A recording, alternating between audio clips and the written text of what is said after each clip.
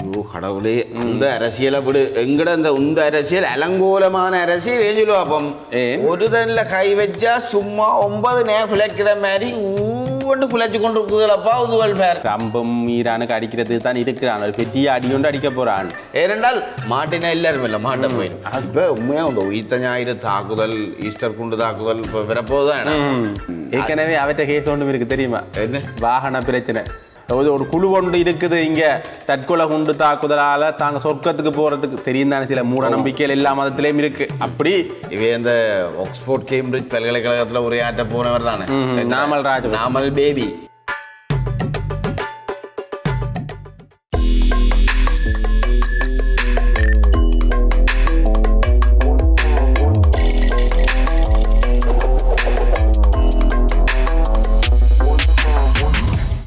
கேத்தனி கோயிலும் பழுதாப்பு நைட்டு திருப்பத்தான் வழக்கம்.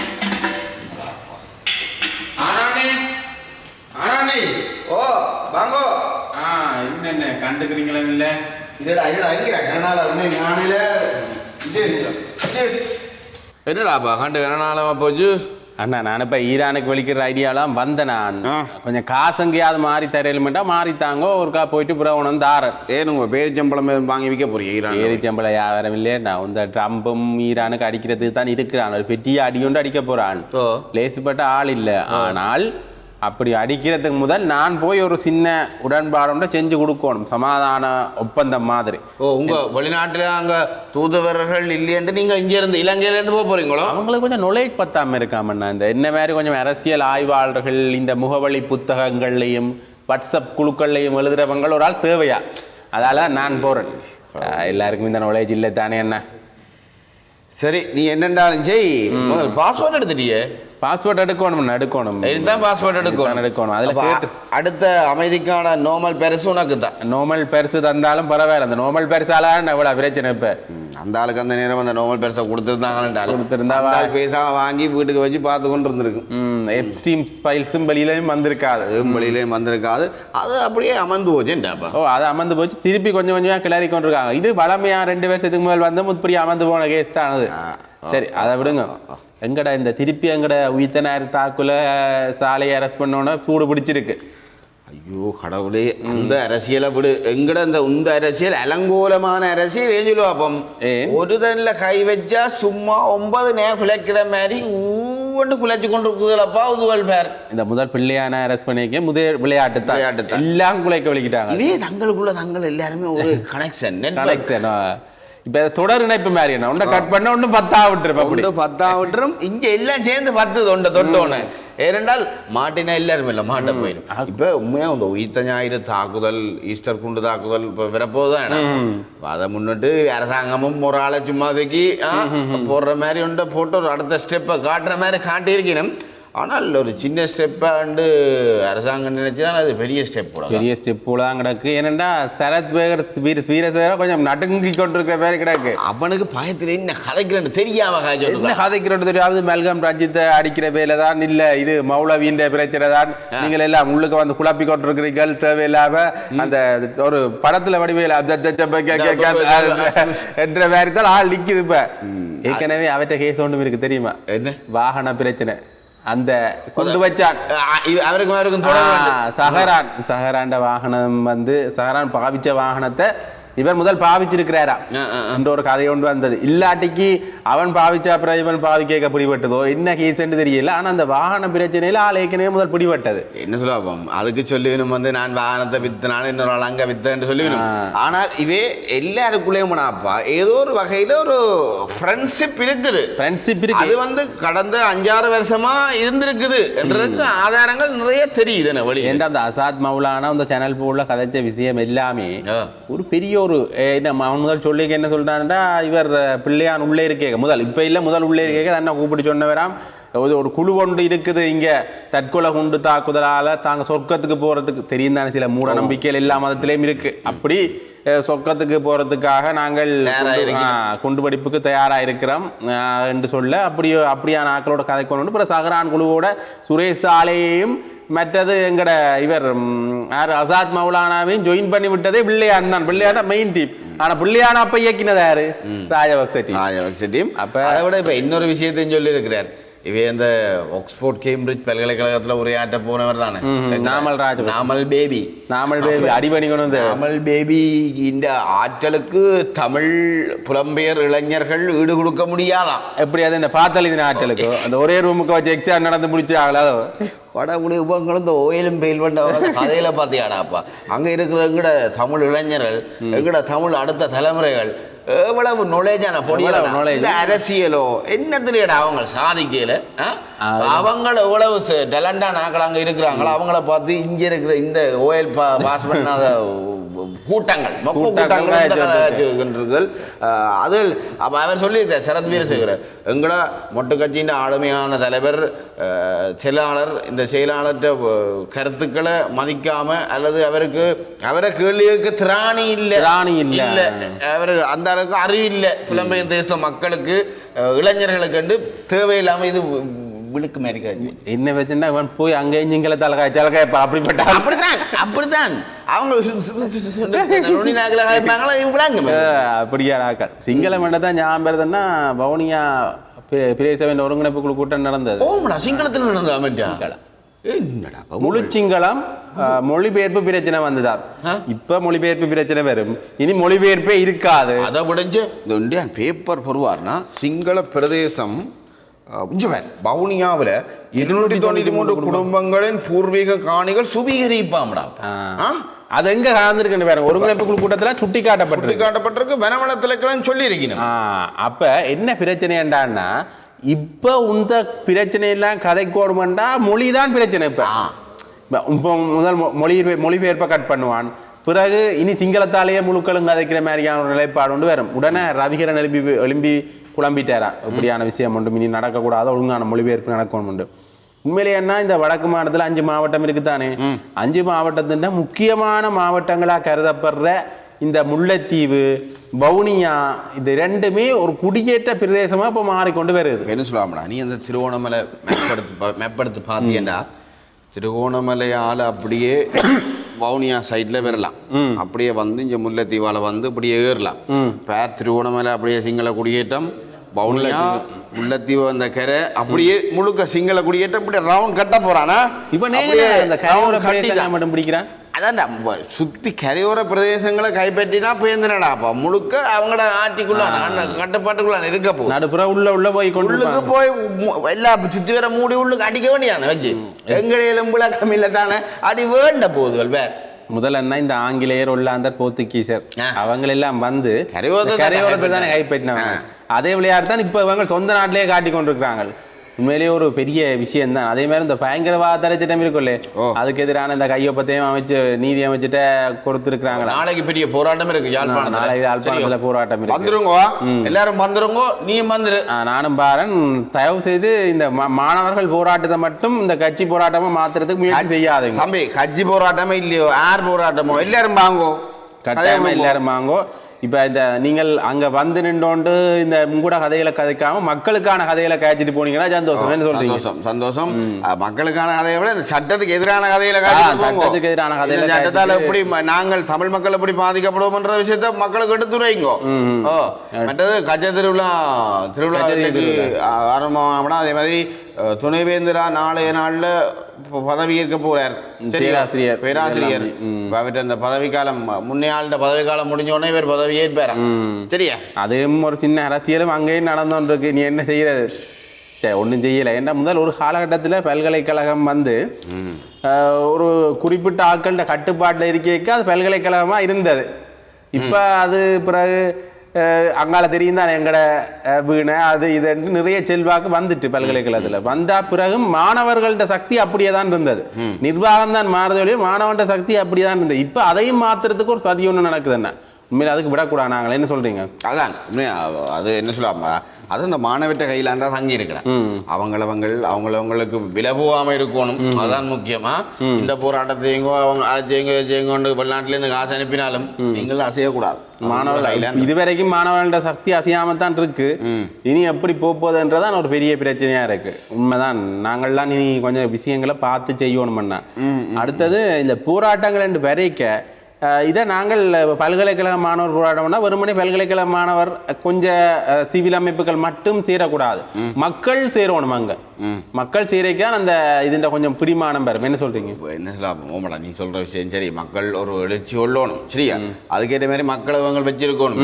இந்த இதைத்தாரன் அதைத்தாரன் இளைஞர்களை கூப்பிட்டு அவங்கள இந்த போதைக்கு அடிமையாக்கி திருப்பி அவங்களே பிடிச்சி ஜெயிலுக்காக போட்டு அவங்கள்ட்டே காசை வேண்டி சரி இந்த விஷயத்த நீ பேர் சரியோ அன்றைக்கு நேற்று முந்தநாள் காய்ச்சினாங்கல்ல நாங்கள் இந்த பூனாரியா சரியோ அதில் இந்த காற்றால சம்பந்தமாக காய்ச்சினாங்க. அப்போ பிரதேச ஒருங்கிணைப்பு குழு கூட்டம் நடந்திருக்கு, அபிவிருத்தி குழு கூட்டம் நடந்திருக்கு.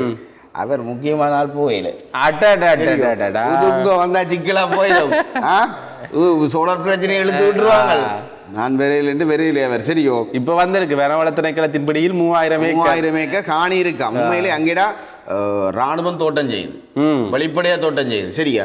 அதே மாதிரி ராணுவத்தின் கையகப்படுத்தல இந்த கஜு தோட்டங்கள் அது இதுலன்னு சொல்லி ஞாபகம் வச்சுக்காங்க. அதுல கொஞ்சம் விட்டவங்கள் பேருந்து சனத்துக்கு பிரிச்சு கொடுத்தவங்க அப்படி நிறைய ஞாபகம் சும்மா காணிகள் பிரயோசனம் இல்லாம கிடக்கு.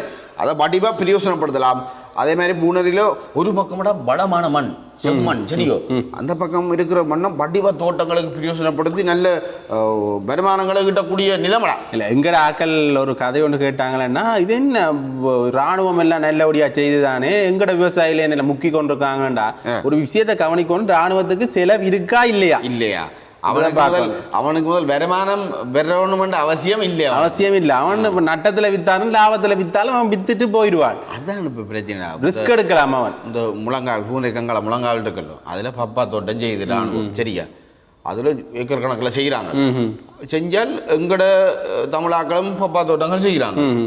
அவங்க கிலோ 40 ரூபாய்க்கு கொடுத்தா ராணுவம் வந்து 20 ரூபாய்க்கு கொடுத்துட்டு போகுது கடைக்காரனுக்கு. கடைக்காரன் என்னத்தை வேண்டுவான் என்னடா. அப்ப அது எங்க அடிபடுது வேற, அப்ப எங்கட ஆக்கள் நட்டப்படுவாங்கல்ல, நட்டப்படுவாங்க. அடுத்து எங்கட ஆக்களும் இந்த நிராகரிக்கிற நிலைப்பாட்டுக்கு இன்னுமே வரையில, இன்னும் வரையில அங்க அமர்த்த வேண்டியா. எப்ப நாங்களும் இந்த நிராகரிக்கிற நிலைப்பாட்டுக்கு வருவோமோ அப்பதான் முதல்ல எல்லாம் கொஞ்சம் கொஞ்சமா வெளியில போய்க்கொண்டு என்ன சொல்ல. அப்ப இந்த சாதியம் என்ற ஒரு காலம் இப்பயும் அது இருக்குது. அந்த சாதியத்தை பார்த்து இந்த சாமான் வேண்டவே இவர்கிட்ட நாங்கள் சாமான் பண்ண மாட்டோம், இந்த இவர் குணம் தான் நாங்கள் கடையில் விற்க மாட்டோம். இப்படி பார்க்குற நீங்கள்லாம் இப்போ ஆமிக்காரன் தரேக கொண்டை இஞ்ச கொண்டாங்கோ 20 ரூபா குறைவு தானே என்று வேண்டி விற்கிறீங்க. உண்மையிலேயே அது நீங்கள் உங்களோட லாபத்துக்காக தான் அந்த சாதியத்தை இவ்வளவு வச்சிருந்தது. அதான் பிரச்சனை. இப்போ அதுல பெரிய அவன்கிட்ட போய் கதைக்கலாது, நீ எந்த இடம் எந்த அது கதைக்கலாம். அவன்கிட்ட போய் கதைக்கலாது, நீ எந்த தம்பிய வடம் அவன்கிட்ட கேட்கலாது. உண்மையிலே எங்கட மக்கள்கிட்ட நாங்கள் நேரடியாக குற்றச்சாட்டை முன்வை காட்டுக்கும் இதை மாற்றிக்கொள்ளணும். என்ன சொல்றீங்க? இன்னொரு விஷயம் முக்கியமான விஷயம், நேற்றும் இந்த வீடியோ நான் போன்ல பார்த்தேன் சரி, 23 குடும்பங்கள் தரப்பால் கூடாரங்கள்ல இருக்குதாம். இந்த டிட்பா புயல்ல பாதிக்கப்பட்டாக்கள் நுவரேலியாவில் ரொந்த போல அந்த இடத்துல வந்து இருக்குதாம். உண்மையிலே அதற்கான சரியான ஒரு தீர்வு இல்லாம பேர் நடுத்தெருவில் கொண்டே விட்டுருக்கிறேன். ஜனாதிபதி நடுத்தெருவில் கொண்டே விட்டுருக்கிறார். மலையகத்துக்கு நாங்கள் கொடுக்க போறோம், செய்ய போறோம், கட்ட போறோம்னு சொன்னவர் இவ்வளவு குடும்பமும் ஒரு தரப்பால் வீட்டுக்குள்ள இருக்குடாப்பா. உண்மையிலேன்னா அந்த சனத்தின் வீடுகளும் அப்படித்தான். முதல் இருந்த வீடுகள் லயங்களும் இப்படியான நிலப்பாடுலாம் இருக்கு. சரி, லயனை விடுடா, இந்த வீட்டை பாருடாப்பா. ஒரு 3 தரப்பால் இந்த சந்திரமண்டலத்தில் ஆம்ஸ்ட்ராங் போய் இப்படி பனிக்க கட்டி விட்டு போய் புந்திருந்த மாதிரி கிடக்குறாப்பா. அதைத்தானே நான் சொல்றேன். இப்படியான இதுகளுக்கு காசு ஒதுக்கினவர் என்று சொன்னேன். இடர்கால முகாமைத்துவத்துக்கு நாங்கள் ஒரு நிதி ஒன்று ஒதுக்கி இருக்கிறோம் என்று சொல்லினோம். அது சரியான முறையில் போய் சேருது மக்களுக்கு சொல்லினோம். சேருதான்ற அடுத்த கேள்வி இருக்கு. உண்மையிலேயே எங்கடையிலே மண்ணா சரியா போய் சேர்ந்தாண்ட அந்த வெள்ள நிவாரணம் போய் சேரல. அதுல ஜிஎஸ்மார்ன்ற சில ஊழல்களும் நடந்தது, திருப்பி அரசு அதிகாரிகளின் ஊழல்களும் நடந்தது. இதால் யார் பாதிக்கப்பட போயிடும்னா இந்த தெருவில் நிற்கிற இந்த மக்கள் பாதிக்கப்பட்டிருக்கணும். மலையகத்தில் உங்கள் பேக்காட்டக்காரர்கள் இங்கே உதவிட இன்னொரு பெரிய போராட்டம் கொண்டு வரப்போகுது. இப்போ என்ன போராட்டம்? நீ சொன்ன விஷயம் தான். அதாவது இந்த விவசாயிகள் நிறைய அளவுக்கு இந்த அளவில் பாதிக்கப்பட்டிருக்கணும். வயல் செஞ்சு நெல் செஞ்சு பாதிக்கப்பட்டிருக்கணும். அப்போ அதில் வந்து முழுசா அழிஞ்சாக்களுக்கு காசு போட்டாச்சு. முழுவதும் அழிஞ்சாங்களுக்கு பகுதி அளவில் சேதமானவர்கள் இருக்காங்களோ அவங்களுக்கு தான் இப்போ பிரச்சனை. முழுசா அழிஞ்சவன் காசை வாங்கிட்டு பேசாமல் போயிட்டான். ஏனென்றால் அடுத்தடுத்த வெட்டு காசோ அல்லது உழவு காசோ வீண் வீரியமோ இல்லை, காசு வந்துட்டு அவன் போயிட்டான். ஆனா இந்த பகுதி அளவில் அழிஞ்சாக்கள் இருக்கணுமല്ലോ, திருப்பி உரத்தை போட்டு திருப்பி பயிரை நட்டி திருப்பி வெட்டு காசை கொடுத்து திருப்பி மழைக்கு நினைஞ்சு அவன் நட்ட போட்டு போனான். சரியோ, இப்ப முழுசா அழிஞ்சவனுக்கு லாபம் இந்த முறை நெல்செய்கை, பகுதி அளவில் அழிஞ்சவனுக்கு படுநட்டம். அப்ப எல்லாரும் சேர்ந்து ஒன்று சேர்ந்து சுத்தி அடிக்க போறாங்க. பெரிய மிகப்பெரிய விவசாயிகள் போராட்டம் உண்டு வர்றதுக்கான சந்தர்ப்பம் இருக்கு. என்னென்றாலும் வேண்டாம், நீங்கள் அதிலே உழைச்சிருப்பீங்களா பகுதிகளை வேண்டாம், வந்த பகுதியிலேயே அங்க நிறைய வந்திருக்குங்க. அது என்ன சொல்லுவாங்க, இப்ப நெல் விவசாயம் என்றது பகுதி அளவில் சேதம் உண்டா அதுக்கான நட்டம் ஈடுகட்டுறதா பெரிய கஷ்டம் நினைக்கிற மாதிரி இல்ல.